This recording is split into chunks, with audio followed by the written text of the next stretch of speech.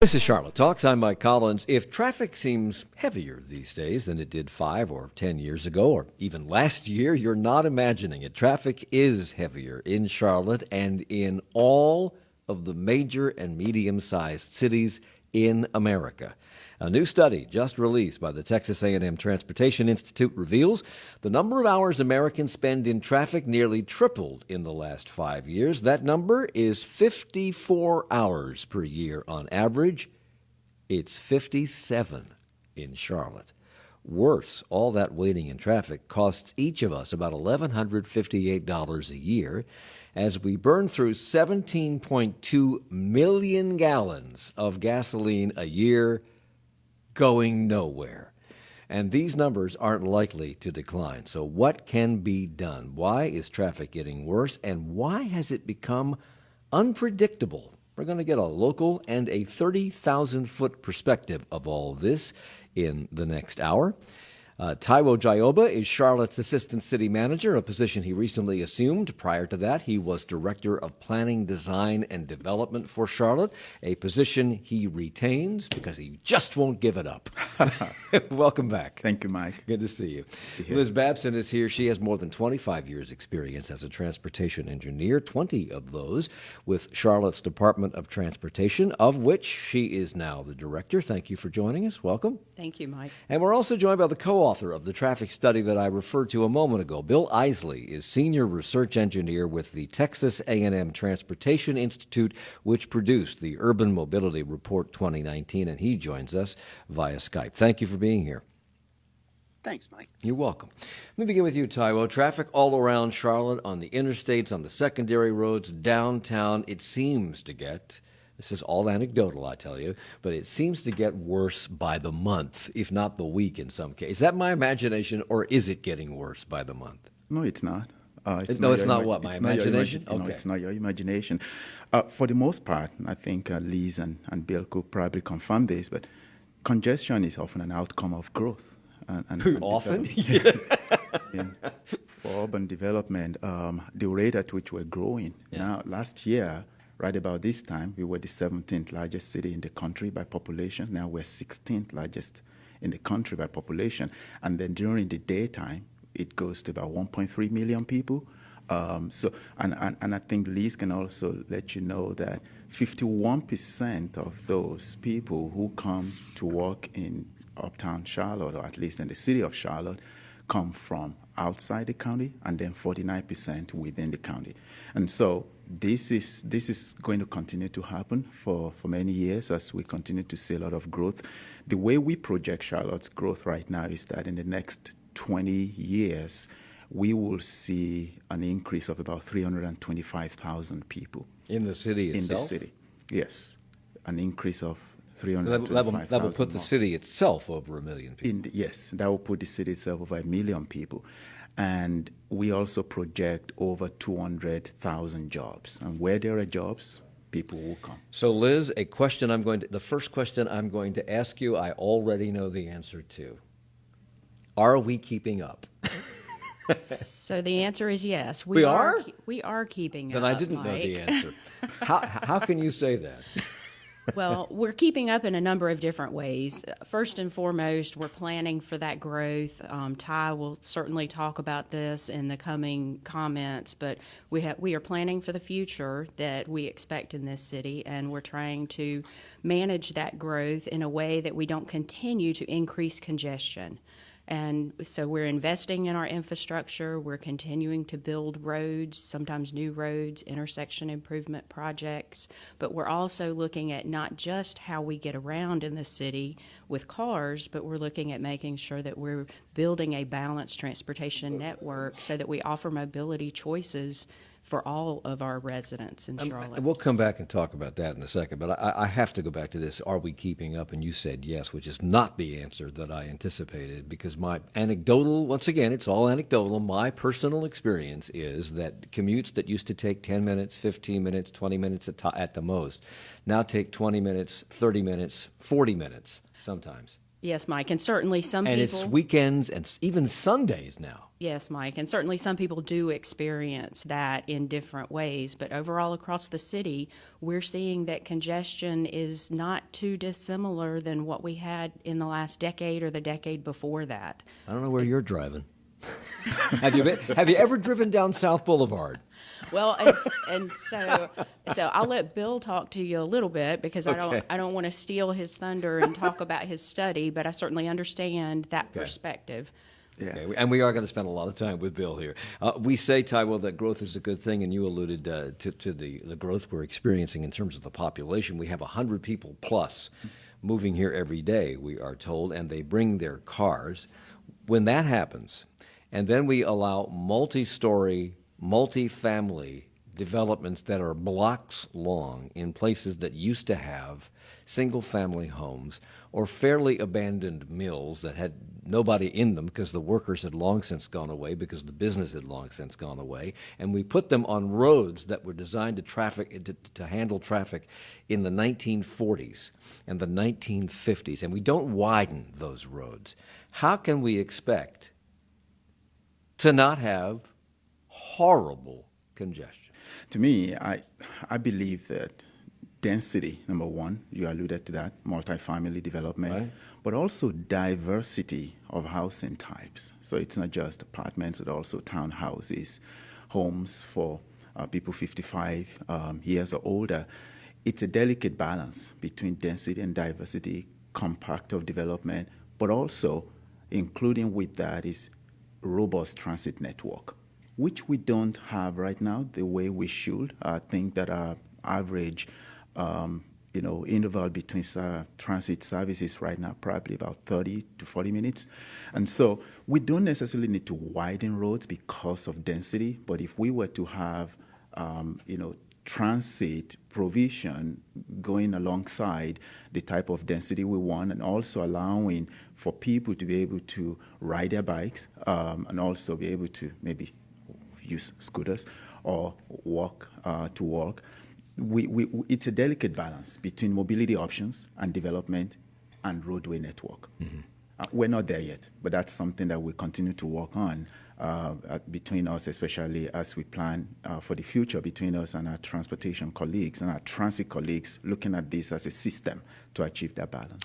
So according to Bill Isley's survey, the Urban Mobility Report, Charlotte ranks 28th in the nation in terms of commuter traffic delays. Where do you see, Liz, our greatest challenges in terms of keeping traffic moving? Where are the bottlenecks at the moment? And so, as Ty just mentioned, it's really about how we think about planning to grow for the future.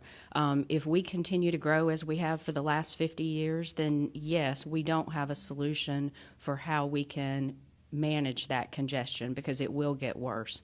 But as we think about planning for the future and making sure that we have choices for people and how they get around in the city and where they live in the city and where they work in the city, then we can start to give people mobility choices that they haven't had today, for example.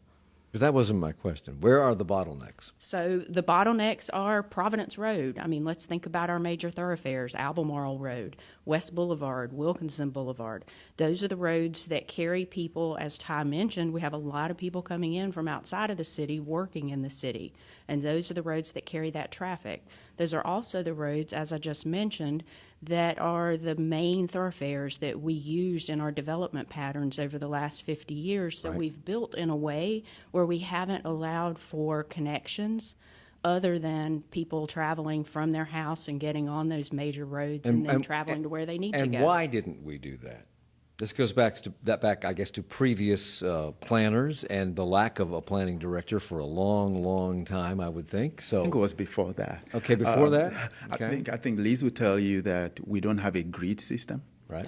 in the city. But you also note, though, that the place where we have the most number of congested intersections is the south area, obviously because that's also where we have the second highest concentration of jobs and household growth in the city. So once you move out of Center City, it's South Charlotte where you have, and so we don't have that grid pattern. We don't have the the dispersion of jobs in different places. And so that's led to concentration of congestion at certain intersections. And a grid pattern, correct me if I'm wrong, gives you alternatives. If X street is not moving well, you can cut over to Y, and maybe that is. And we don't have that option. If you're on Providence Road, you're on Providence Road. You aren't getting off. Exactly. There's no other option. Yeah. So Bill Isley is here. He's the senior research engineer for Texas A&M's Transportation Institute, the co-author of the Urban Mobility Report 2019, which takes a look at traffic patterns back to 1982. And your report highlights the reality of how, quote, motorists in the largest urban areas, including Charlotte, are experiencing the negative effects of congestion levels in their daily lives. You found, correct me if I'm wrong, Bill, that traffic is getting worse in all of our medium and large size cities, correct? That's correct, Mike. When you look at the statistics in terms of where the growth is, where there's high vitality, where there's a strong economy, and Ty hit the nail on the head. This linkage between the economy and being stuck in traffic is turning out to be about as reliable as gravity. So Charlotte is a desirable place to be. It's bringing jobs. There's a lot of activity. And so that's only going to increase the opportunity for more traffic and more congestion. So where do we rank? Because for those of us who live here and who have lived here for a while when it didn't used to be like this, that makes us frustrated. So where do we rank? Where does Charlotte compare in terms of the pace at which congestion is getting worse and at the amount of congestion that we have on our streets? Can you answer that question from your study? I can. So what we do, Mike, is we group all of locations together by population size because certainly we don't want to compare you with the Los Angeles. But when we look at kind of the large areas, which is where we have Charlotte located, on average, those places are at 54 hours per auto commuter, which also happens to be the national average. And Charlotte's right at 57. So just a tad higher than the national average. Maybe I can add to the average for that size. Okay, go ahead. Maybe I can add to that quickly also that as part of a comprehensive plan process, we identified certain aspirational cities for Charlotte. When we talk about aspirational cities, we often think about a Denver, we think about an Austin, we think about a Portland for different reasons. But when you look at, and Bill will confirm this, when you look at those particular cities, Portland, Denver, Austin, Portland has 66 hours in traffic, Denver 61, Austin 66, Charlotte is 57. Not like I'm trying to pat ourselves on the back, but the fact is that those aspirational cities, in instances, are not even as populated as we are, and yet we still have been able to get to that 57 hours. I think I would not want to compare us to an Atlanta. I wouldn't want to compare us to, but some of those aspirational cities are also doing something that we definitely want to continue to do, which is what Liz mentioned earlier, offer a package of mobility options. Atlanta comes in, by the way, for people who are wondering, at average number of hours of people sitting in traffic is 77 a year in Atlanta. In LA, it's 119. In Washington, D.C., it's 102. Curiously enough, in Raleigh, it's 42. Is that the crux of the problem? They don't get it because they don't have any? They're just about half our population size. And better roads. And a lot of students. All right, we have to take a break. We're going to come back and talk more with Taiwo Jayoba, who's the Assistant City Manager, Liz Babson, who's the Director of Charlotte DOT, and Bill Isley with the Urban Mobility Report at Texas A&M. And if you'd like to join our conversation, you can. I'll give out all that information when we come back. It's Charlotte Talks. Support for Charlotte Talks comes from WFAE members and Clayworks, a Charlotte home for ceramic arts and artists, now registering for fall adult, kids, and youth pottery classes. Details at learnclay.com. We live in a time when maintaining a child's innocence is pretty difficult, as the number of mass shootings continues to rise. Parents and teachers and other caregivers struggle with how to talk to children about these traumatic events or whether to discuss them, in fact, at all. Since you can't completely shield kids from the world, we're going to meet tomorrow with some behavioral science professionals to get advice on how to approach this task, about what and how much to say. That's tomorrow on this program at 9.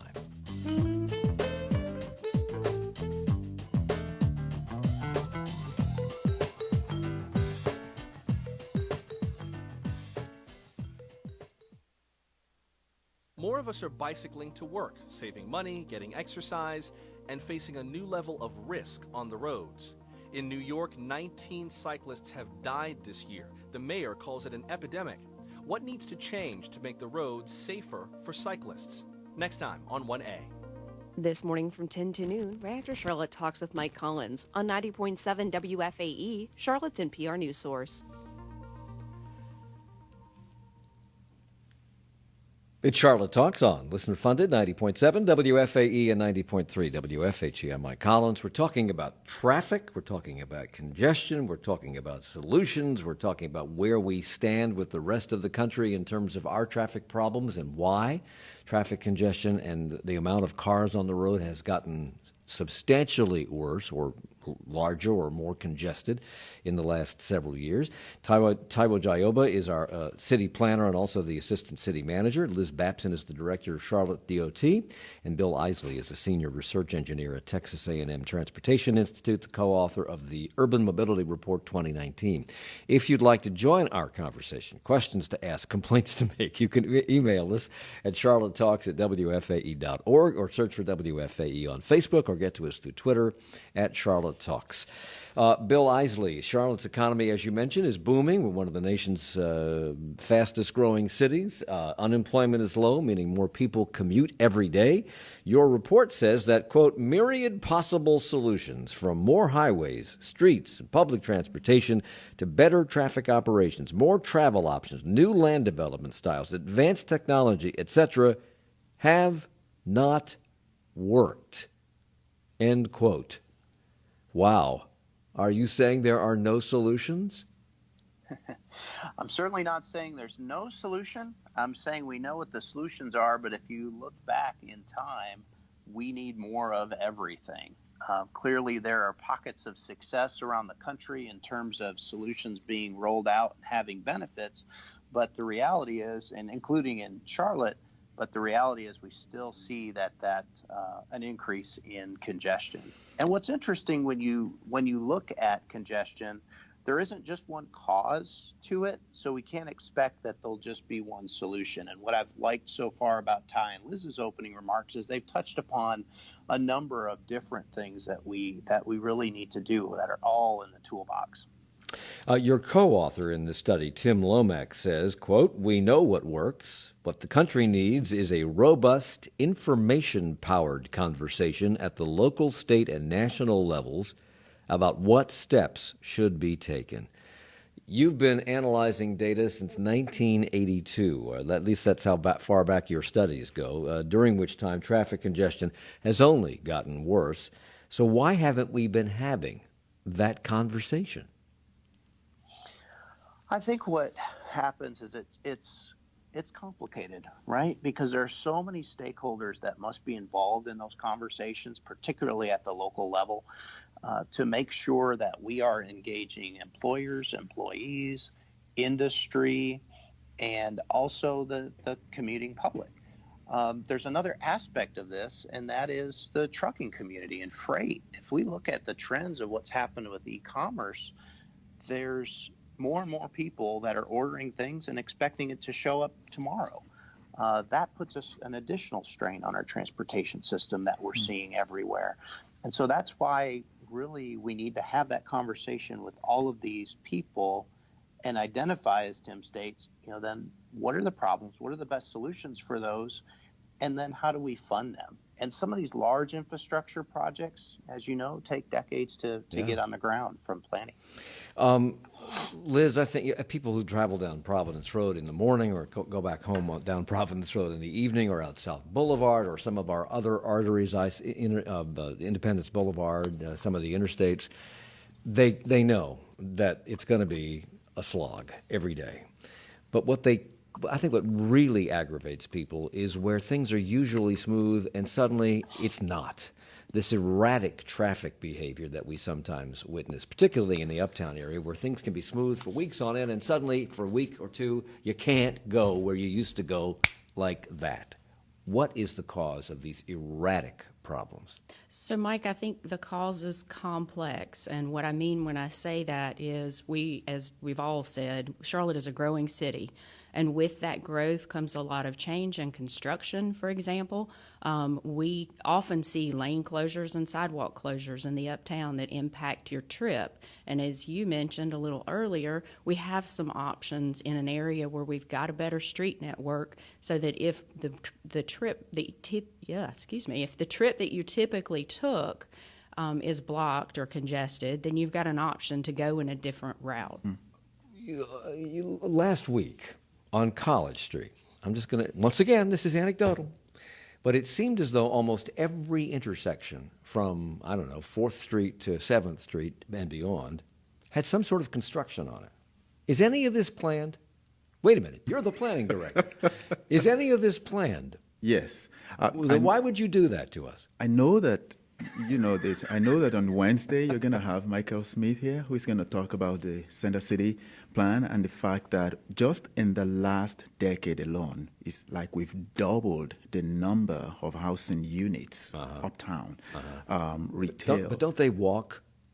I mean, we think about it this way, that sometimes this is one of the reasons why I felt Charlotte is a very unique city. A number of American cities, their uptown or their downtown is ringed by industrial areas. Charlotte is ringed by neighborhoods. And most of those neighborhoods today are single-family residential, maybe duplexes in some instances, triplexes in some places. But now we're beginning to see more requests for increased density in those neighborhoods. And on the other hand, who's making those requests? There's a lot of development coming in and asking for those. Yes. And then on the other hand, that the neighbors don't want that. But I'm going to say that that's going to be the wave of the future for us. So if you build denser, as you move closer to your where you're putting economic the activity centers. Look at where you're putting the density, though. I mean, South End was a vast wasteland for years. And what has happened there is a miracle. There's no question about it. But you look at Camden Road, which used to have one-story, two-story commercial buildings on it. Now you've got 5 and 6 and 7, I'm not sure how tall they go, 8-story apartments that go for the full blocks that they're in. And there are thousands of people living in those units on roads that are equipped to, they're one lane in each direction. That's insanity. I mean, yeah. You know, you're right. In some instances, we don't really have the right of way to widen those roads. So the options will have to be that as you build taller, rather than just providing a lot of parking spaces, sometimes is to really incentivize people to use other means of movement that will bring them uptown to economic activity centers. I think Liz will tell you that major employment and activity centers in Charlotte are within 45 minutes of 80% of our households.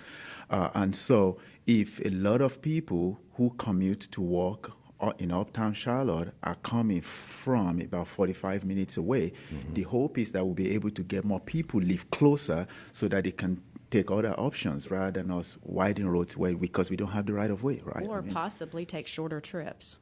Or possibly limit development. Well, when people say at what that, point do you kill the goose that lays the golden egg? I mean, if people want to live here and they want to live uptown or they want to live in South End or they want to live in Elizabeth and they want to live in a 5-6-story apartment that goes for 2 or 3 blocks and the roads can't handle the congestion, at some point people are going to say, I don't want to live there. Yeah.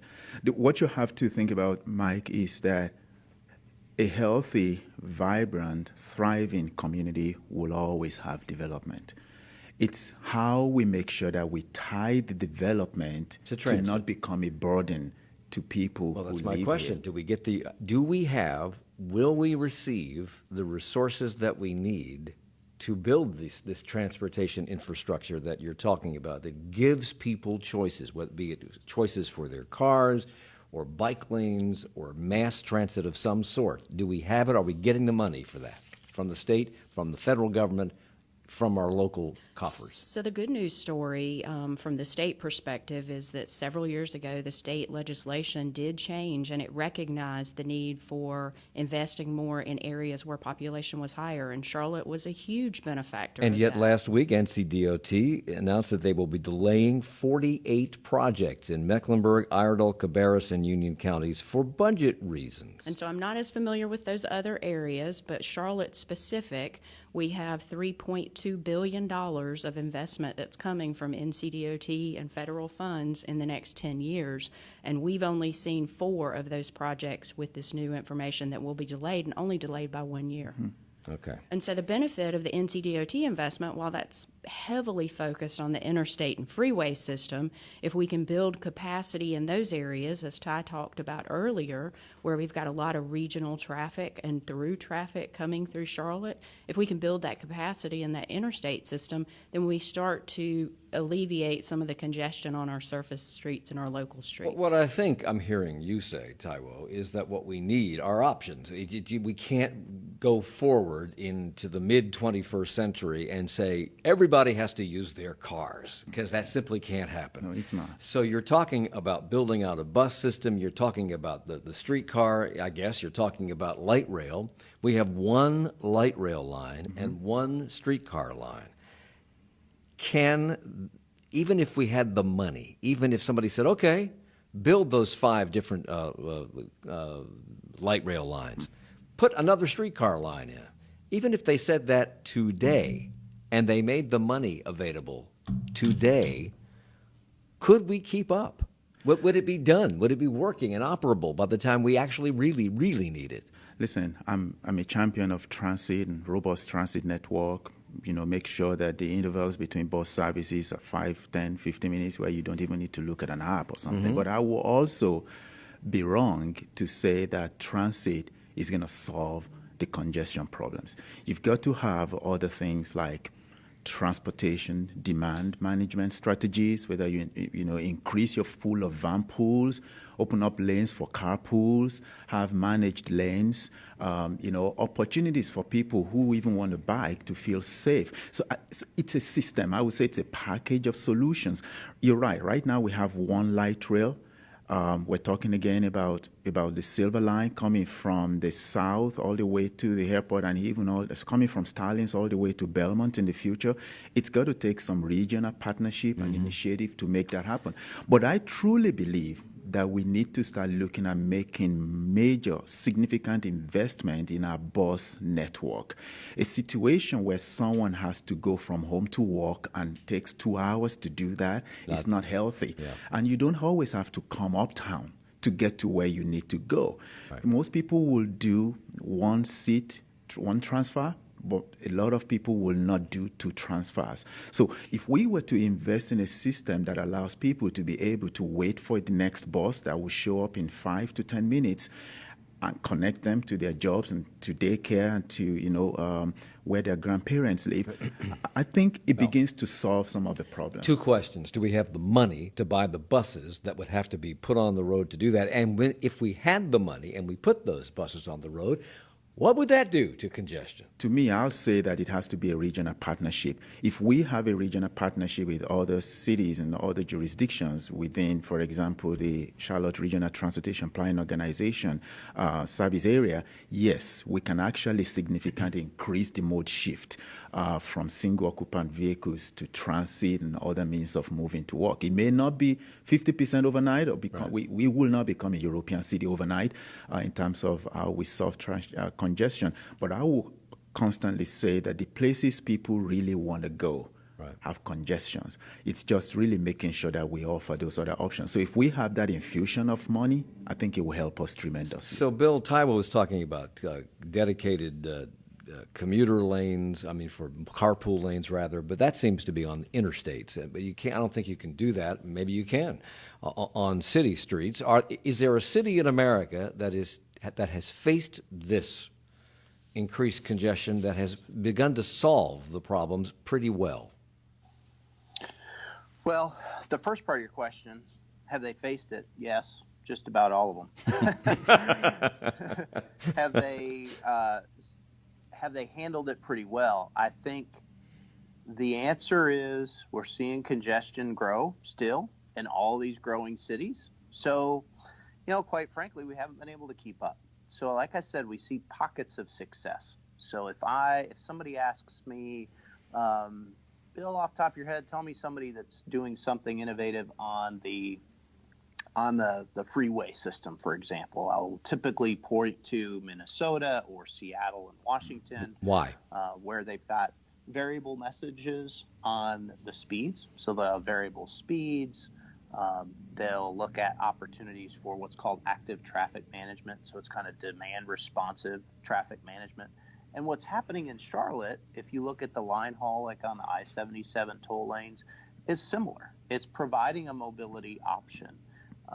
If you think about it, in the evening, it provides choices. Maybe if it's your turn to mow the lawn, you're not in a hurry to get back home. But if they're wanting to not miss your daughter's recital, then you're probably willing to pay that extra expense on I-77 to get home. So it's those sorts of examples.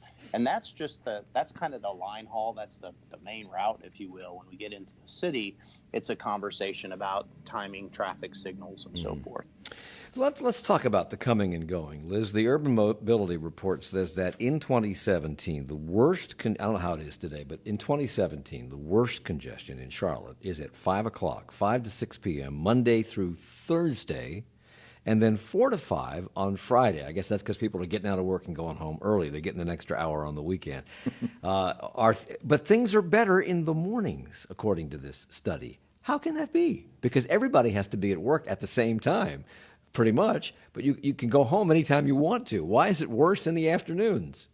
So I'm not sure I can't speak for other people, for example, but I think that there is a little more flexibility in the morning with arrival times. You've got people taking kids to school. You've got people running errands. And so I think that peak spreads out over a longer period of time, whereas in the afternoon, schedules are pretty set a little more, and people are more concentrated in the time at which they choose to leave work and go home. Bill, your report also shows that traffic is nearly as bad as it is at 7 a.m. Monday through Friday on Saturday between noon and 4. How do you come up with all these figures? How do you know this stuff? Yeah, so we used to always joke if we could just put chips in people's heads, we would know where everybody was, right? Well, you've got them. You've got smartphones. Yeah, and you stole my thunder. Oh, and now I'm sorry. we've got these, and we've got these cell phones. So we got the chips, and we didn't have to put them in anybody, which is fantastic. But with these cell phones and this crowdsourced data, we can tell what are those speeds out on the roads and when. And different vehicle fleets are out there that are instrumented for different trucking companies and others, and those data are resold to companies that make that available to us, and so that's how we can look at that. I think what also happens on the weekends, and then as you get towards the afternoon, is people wake up. Not everybody needs to get up in the morning to go off to work. There's recreational trips that also occur in the afternoon and on weekends. And face it, Charlotte's a popular place. People are recreating there. You've got the Charlotte Motor Speedway as well. So I know you've got the second biggest special event that occurs in Charlotte at least, once a year. Twice a year, actually. And when that happens, that area becomes the second largest city in North Carolina. We have to take a break. We'll come back in a moment. It's Charlotte Talks. Support for Charlotte Talks comes from WFAE members and Duke Energy, helping to make North Carolina the country's second largest producer of solar power. More about their commitment to solar at duke-energy.com/getmorefacts.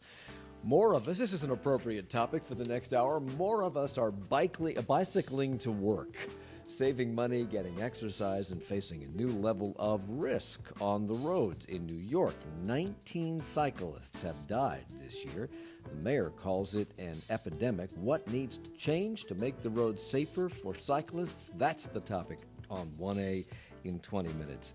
at 10 o'clock. I want to remind you can join us for a live forum with the candidates in the Democratic primary for City Council at large on Wednesday evening at 7 at the McGlowan Theater, and you can send your questions to the candidates in advance at Charlotte Talks at WFAE.org. We're coming back with more traffic discussion in just a moment. It's your world. We help you explore it. Today we have a sample of Iranian thinking. It comes from a prominent figure here in Tehran. It's your community. We help you understand it. The lawsuit asks for damages from CMS and MATA, but the family's lawyers say they hope it also yields answers about what went wrong and what CMS is doing to protect children. WFAE's Morning Edition is an essential way to start your day and stay connected to your world. Listen weekday mornings from 5 to 9 on 90.7 WFAE. It's Charlotte Talks on WFAE and WFHE. I'm Mike Collins. We're talking about traffic and congestion. If you thought it's getting worse, you are correct, and we're not alone. It's happening in all of the major cities around the country, and that is because the economy is booming, employment is high, and people want to go where the jobs are, and one of those places is Charlotte. And we're growing by leaps and bounds. So at what point is the tipping point, I guess, is the question, and can we keep up?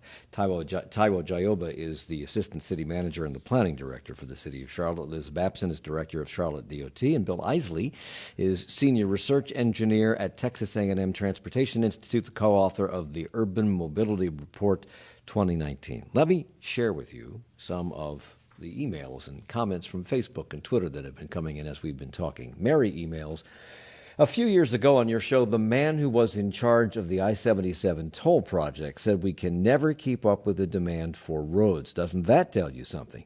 Why are we continuing to build new roads and widening existing ones? Why aren't we putting more money into finding more efficient ways of moving people around? Is there an answer to that question, Taiwo? That is so true.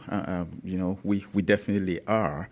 But it's a competitive process, which is why I keep saying that the more regional focused we become, the more successful we can be at the federal level in terms of attracting funding. So are you saying that we have to get buy-in from the surrounding counties, Gaston, Iredell, I truly believe that when we work together as a region, we make the best case. Are we getting that buy-in? So far, yes. Like I said, Silver Line right now, we actually have support from all the way from Starlings to Belmont in terms of building it. It was that when the 2030 transit system plan was developed, it was only from Indian Trail. It was only actually from Matthews to the airport. Now all the way from Starlings to Belmont. That's huge. We spoke recently to the mayors of Rock Hill and Fort Mill. Yes. And both of them want the Blue Line. I know that a lot of people want Blue Line. As a matter of fact, Pineville did not want it initially. Yeah. Now they want it. Usually success, in my mind, begets success. And so I truly believe that we need to make concerted effort to say this is what we're going after. And frankly speaking, it cannot just be, again, public transit, but also other means of mobility, maybe shuttle services for employees, go from one place to the other. And flex hours. Yes, flexible hours. What is more expensive? Is it more expensive to build the light rail than it is to build more lanes on I-77 or an entirely new alternative to I-77? I think widening 21? It's a per mile thing, right? So I don't know from the roadway piece, but I know that we just built the light rail system, which cost us $1.6 billion today. 10 miles. 10 miles of that, which cost us $1.6 billion. What's it going to take to widen? How much money is it going to take to widen I-77 from Center City to South Carolina? Well, we haven't done that cost yet, and that's something that NCDOT is working on right now through a feasibility study. All right. But it'll be expensive. Tony on Twitter, the intersection of Harrisburg and Albemarle backs up almost constantly, yet the planning department allows rezoning to occur that will add more than 1,000 housing units with zero transportation improvements. This is what I'm talking about.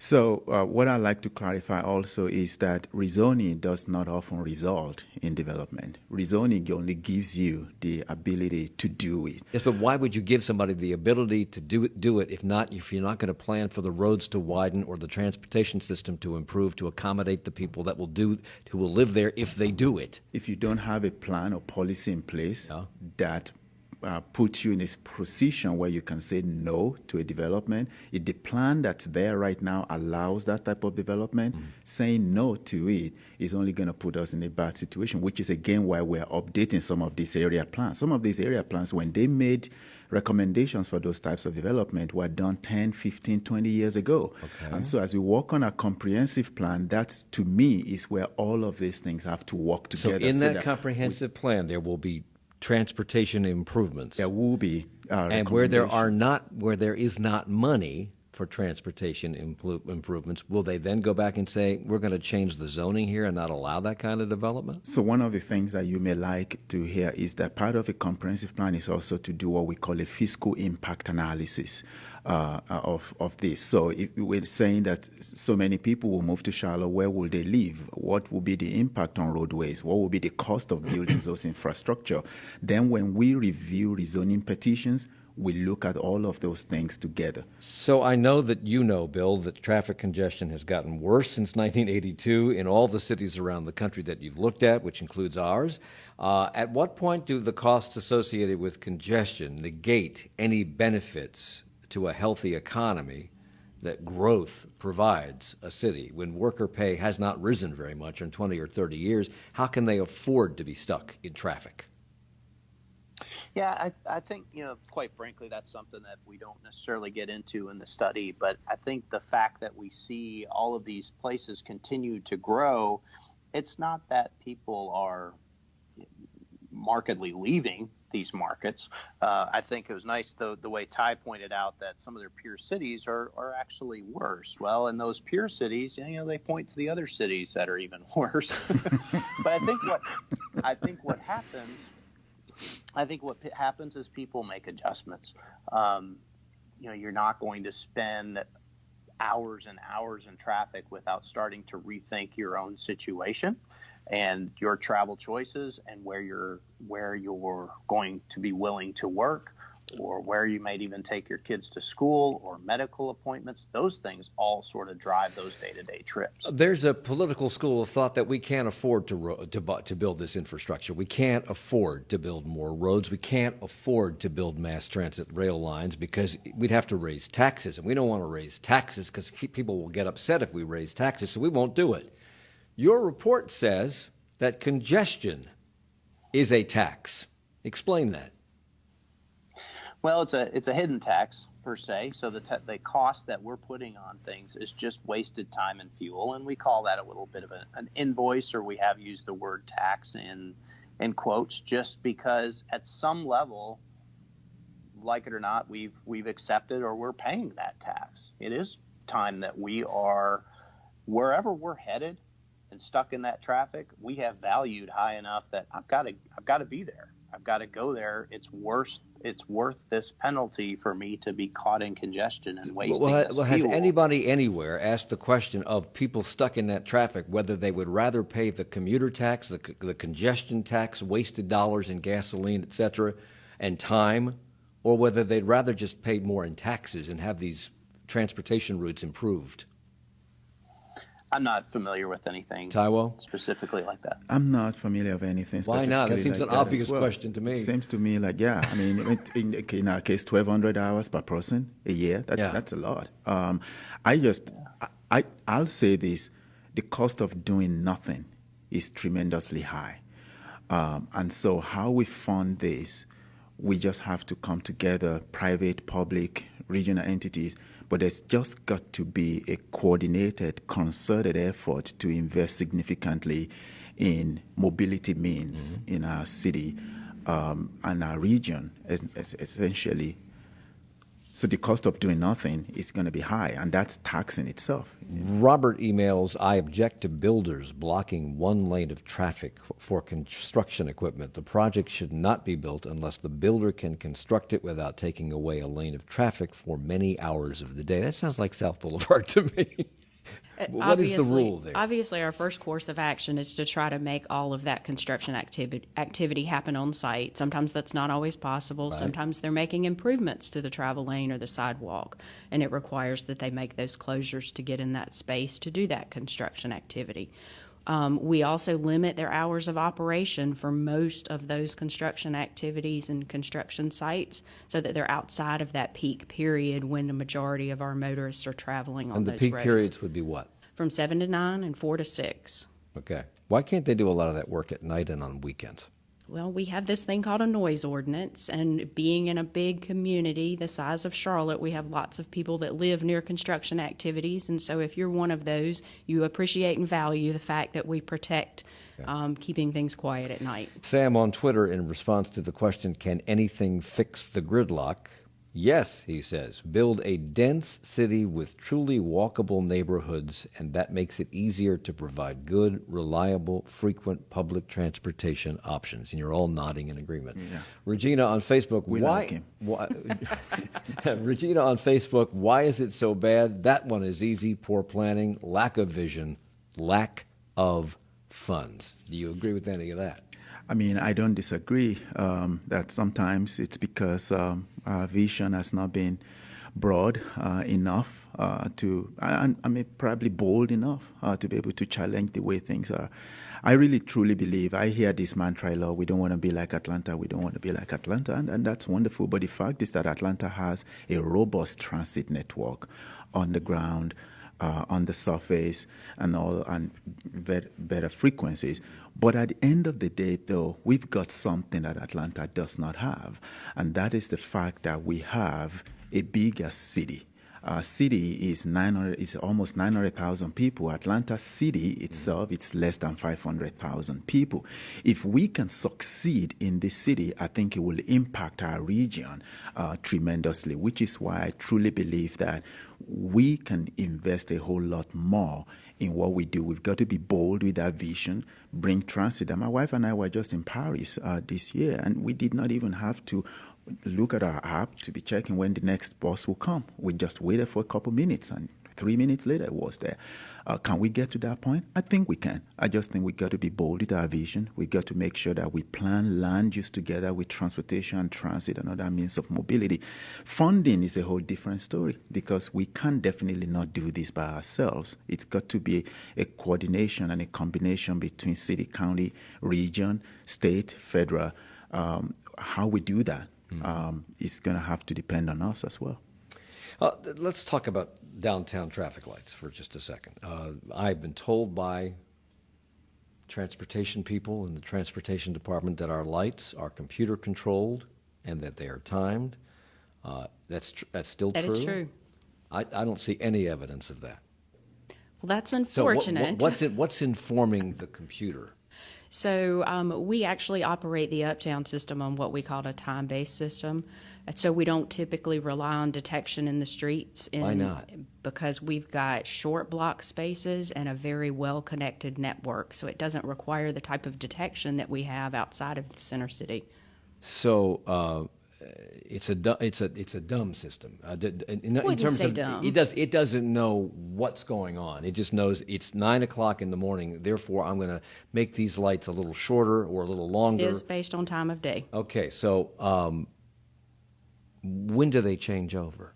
What times of day do we give access to? So obviously we have a pattern that we've used to coordinate traffic coming into the city and the Uptown. We have a similar pattern going in the opposite direction in the afternoon. We run different patterns at different times of day depending on volumes. And as Bill mentioned a little while ago, we've got lots of data now. And so there's big data that's out there. Well, there is big data. My car knows where the traffic jams are. It knows. Exactly. Waze knows. So why don't you know? Why doesn't the traffic light system know? Well, we do, and so you mentioned this. Does it adjust? It can. We actually monitor those traffic signals, and we make those timing changes whenever we see the need to. But keep in mind, Mike, something might be an obstacle to you for 15 minutes, and it doesn't help the entire system if we make a change immediately. In certain times of day, like in rush hours, is priority given to traffic coming into the city from the south and the north, or to the east and west? Because you can't do it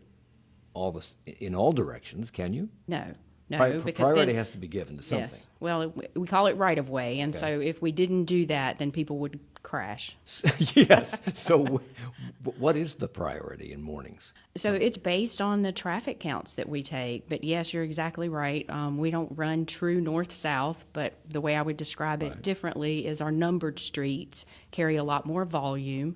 And so in the mornings, we give priority to the signal timing on the numbered streets coming into and through the uptown. Ah, that explains a lot. Okay, and that's based on traffic counts. Yes. How up to date are those traffic counts? Well, we take traffic counts every 2 years, or anytime anything changes. We have the ability to go out with big development and take new traffic counts. So In addition, we have access to lots of data, and we're constantly looking at the data that's now available. Is 2 years enough? I mean, because things have changed a lot in 2 years. Well, again, we'll take them periodically whenever there are changes. Do apps like Waze or Google Maps or the GPS on your car, which shows you where traffic, SiriusXM does this too, traffic jams are they helpful or are they hurtful? In other words, if you see on your map that there might be a jam up ahead, you're going to cut over to a different street if you can. Does that help or hurt? We actually think it's helpful because, again, it's based on a ton of data. We provide Waze, for example, so I'm glad you mentioned them, information about our road closures. And so they've got up-to-date, accurate information, and they can help you plan your trip. So I have a minute left here, Bill. We all know the nation's infrastructure is woefully out of date. Your report says the nationwide cost of gridlock has grown more than tenfold to $166 billion a year. How much of our infrastructure could be updated or repaired with $166 billion? A lot. Thank you for being succinct. You only said you had a minute, so. I said a minute, not a second. So a lot. So are we being penny wise and pound foolish in your opinion? No, I don't think so. I think, again, it boils down to having that discussion at the local level and identifying what works best in each community, and that's going to differ. Bill Isley is the senior research engineer for the Texas A&M Transportation Institute and the co-author of the Urban Mobility Report 2019, which is very interesting and shows Charlotte in a difficult light in some ways. Liz Babson, director of Charlotte DOT, Taiwo Jayoba, the assistant city manager and planning director for the city of Charlotte. Thank you all for the hour. Thank you. Thank you.